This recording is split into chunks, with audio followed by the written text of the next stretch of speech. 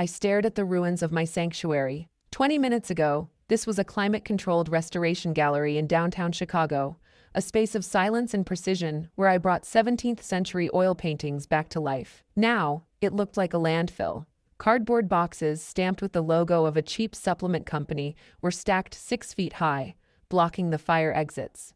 Packing peanuts covered the floor like toxic snow. And there, sitting on a $50,000 Persian rug I had spent 3 months restoring, was my older sister, Nicole. She was eating a meatball sub, and a glob of tomato sauce was currently dripping onto the silk fibers.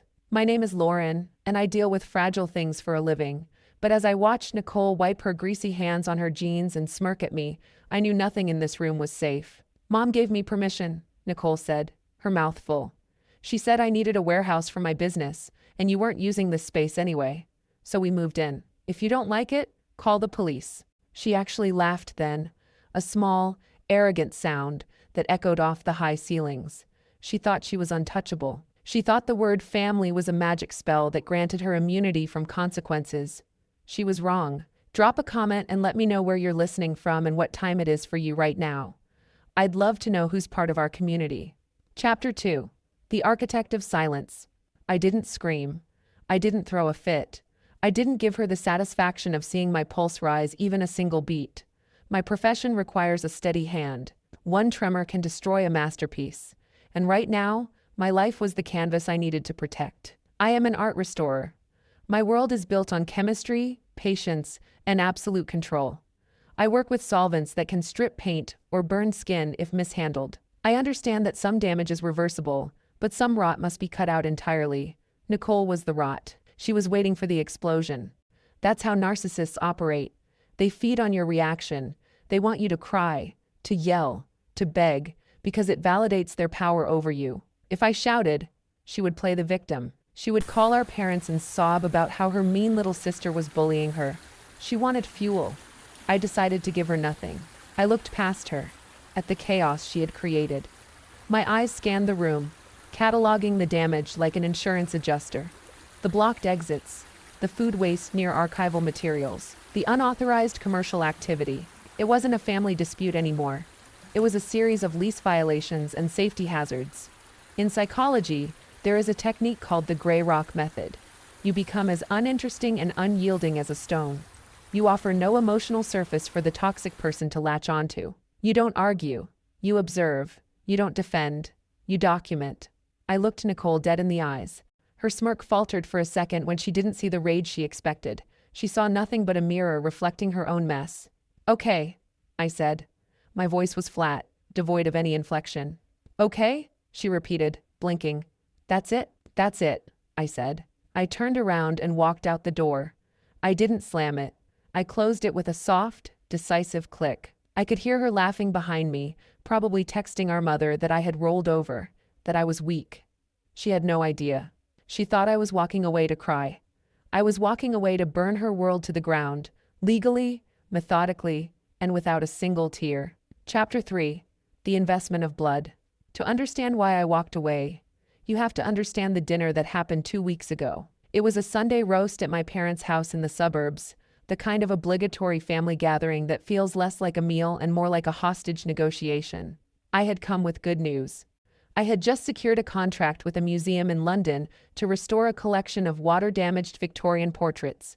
It was the break of a career. It required a $300,000 investment to set up a satellite lab, but I had a plan. I would rent out my Chicago loft. It was a unique property, industrial chic and high security, easily commanding $18,000 a month on the corporate rental market. I laid the numbers out on the table between the pot roast and the mashed potatoes. I was proud.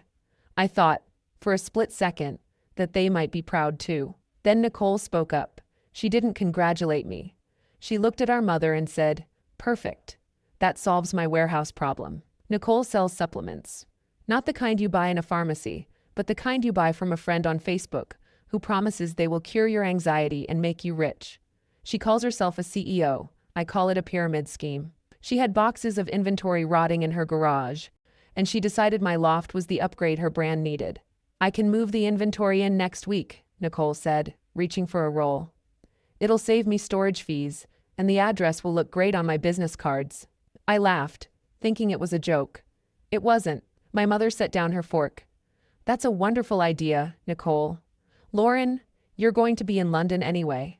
Your sister needs a leg up. It's the Christian thing to do. I looked at them.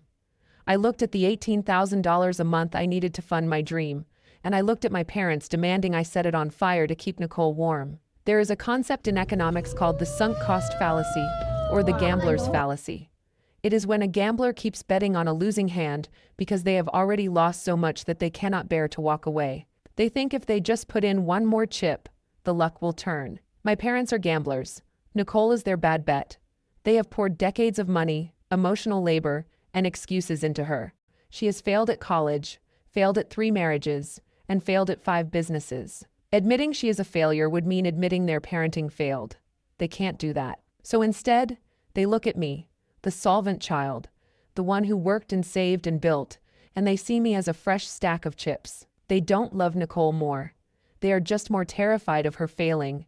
I am the collateral they are willing to burn to prove they were right about her potential. No, I said at the table. The loft is a business asset.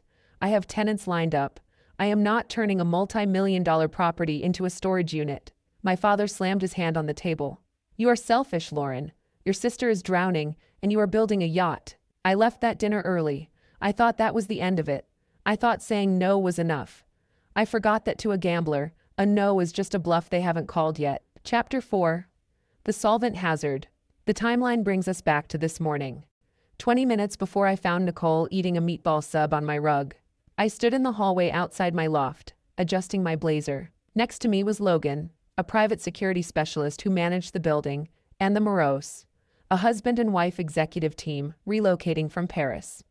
They were the ideal tenants. They had impeccable credit, they appreciated art, and they had already wired a deposit based on the photos alone. The light in the main gallery is north-facing, I told Madame Moreau. Perfect for consistent illumination without UV damage. And the climate control is hospital grade. I was selling them a dream of precision and elegance. I put my key in the lock. It didn't turn. That's odd, I muttered. I tried again. The mechanism felt jammed, sticky. I apologized and knocked. There was no answer, just the muffled sound of a television and thumping. Logan stepped forward. Let me try the master override. He keyed in the code. The lock disengaged with a heavy clunk, and the door swung open. The smell hit us first. It wasn't the clean scent of linseed oil and varnish I was used to. It was the smell of stale fast food, unwashed bodies, and cloying, cheap perfume. Then, the visual shock. My breath hitched in my throat. The loft was a sweatshop. Nicole's 3 children, ages 6 to 10, were sitting on the floor in a circle, stuffing plastic bottles into cardboard mailers. They looked miserable. But what stopped my heart wasn't the child labor, it was where they were sitting. They were 3 feet away from my chemical storage rack. Art restoration involves dangerous substances. Acetone, toluene, industrial solvents. I kept them in sealed, fireproof cabinets. But the cabinet doors were wide open. A bottle of solvent was sitting on the floor next to a juice box. One spark, one spill, and this entire building could go up in toxic fumes. Mon Dieu, Madame Moreau whispered. She pressed a handkerchief to her nose, looking at the scene with absolute horror. This is, Monsieur Moreau began, then shook his head. This is not as advertised. I watched them back away toward the elevator. I didn't try to stop them. What could I say? Ignore the unauthorized commercial operation and the fire hazards? They were gone. That was $432,000 of rental income walking out the door. Logan looked at me, his face pale.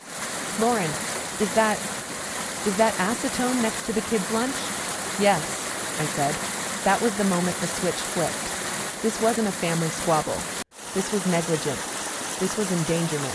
This was a liability nightmare that could bankrupt me and send me to prison if a child ingested those chemicals. Nicole looked up from the couch then, wiping tomato sauce from her lip.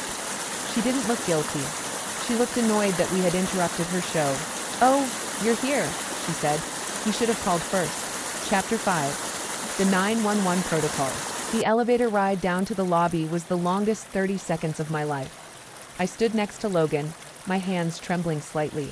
Not from fear, but from the adrenaline of finally, irrevocably choosing myself. My phone buzzed in my pocket like an angry hornet.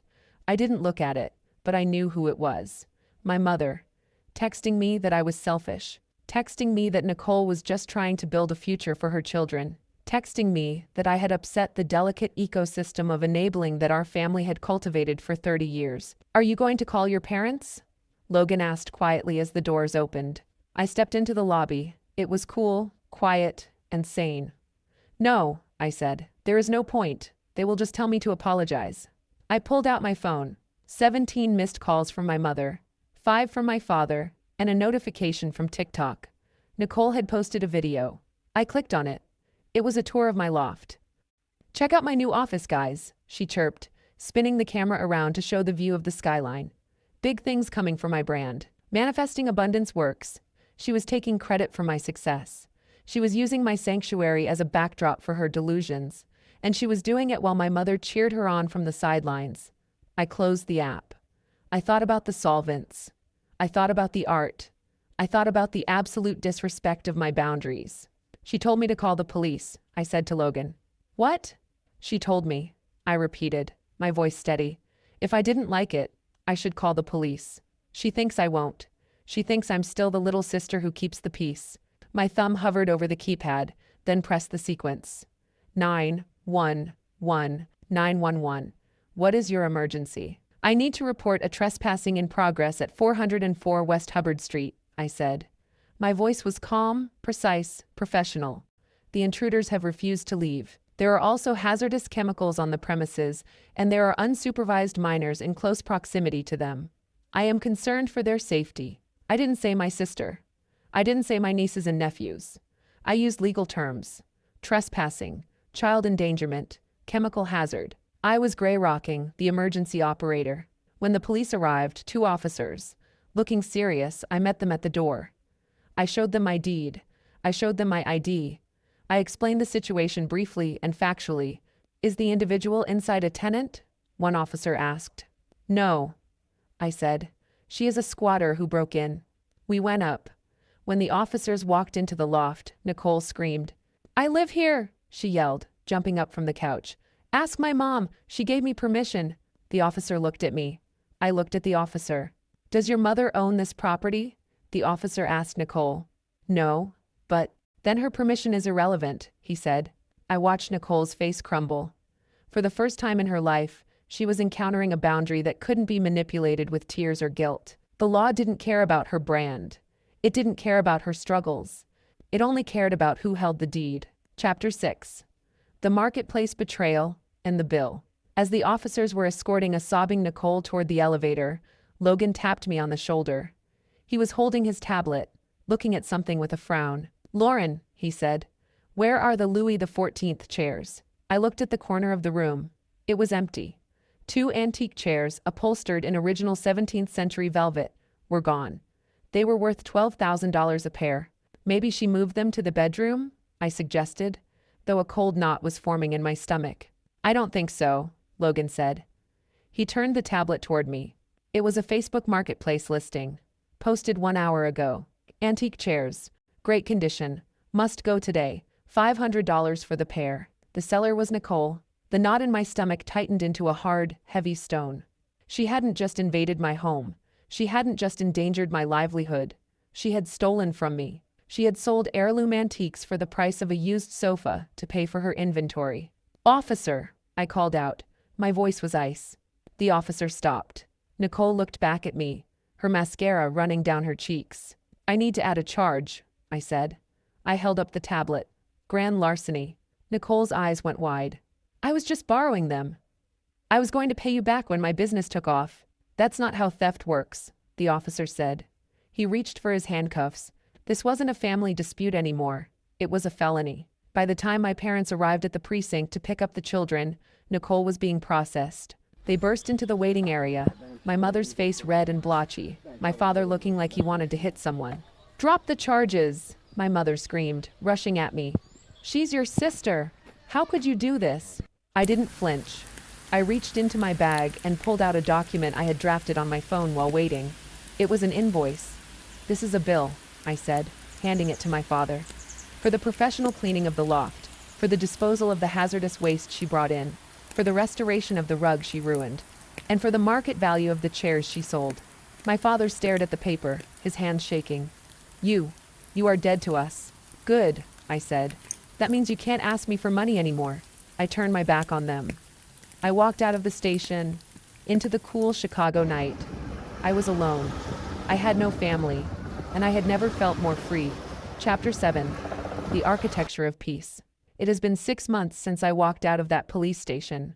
I am currently sitting in a small cafe in Kensington, London, watching the rain wash the cobblestones clean. My phone is on the table, face up. It is quiet. The Chicago loft was rented out 3 weeks after the incident.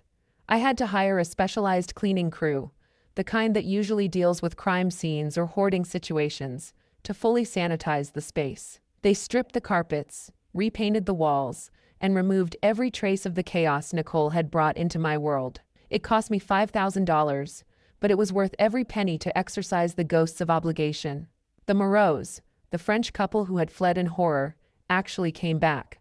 Logan explained the situation to them, that the squatter had been arrested and the security codes had been changed. They signed a 2-year lease, paying the full $18,000 a month up front. That capital allowed me to open my London studio ahead of schedule. I don't talk to my parents. I don't talk to Nicole. But I do talk to my Aunt Sarah. She called me yesterday with an update. Nicole pleaded guilty to grand larceny to avoid jail time. She is currently serving 2 years of probation and has a permanent criminal record. No reputable landlord will rent to her, and her brand collapsed the moment the mugshot went public. She is living in my parents' basement, along with her 3 children. My parents are broke. They drained their retirement savings to pay for Nicole's legal defense. The sunk cost fallacy finally caught up with them. They kept betting on a losing hand until the house took everything. Aunt Sarah told me they spend their dinners complaining about how ungrateful I am, how I abandoned the family. I listened to her, and I felt nothing. No anger, no guilt, no desire to call them and explain myself. I used to think that sanctuary was a physical place. I thought it was white leather sofas, climate-controlled galleries, and expensive locks. I thought if I built a perfect enough space, I would finally feel safe. But I was wrong. Sanctuary isn't a place. It is a boundary. It is the ability to say no without explaining yourself. It is the refusal to set yourself on fire to keep others warm. It is the realization that blood is biology, but family is behavior. I looked at the rain falling on the London streets. I am alone here, but I am not lonely. I have my work. I have my self-respect. And most importantly, I have the keys to my own life. And I am never making copies for anyone else again. If you have ever had to become a gray rock to survive a toxic family member, hit that like button and share this story with someone who needs to know that walking away isn't quitting, it is winning.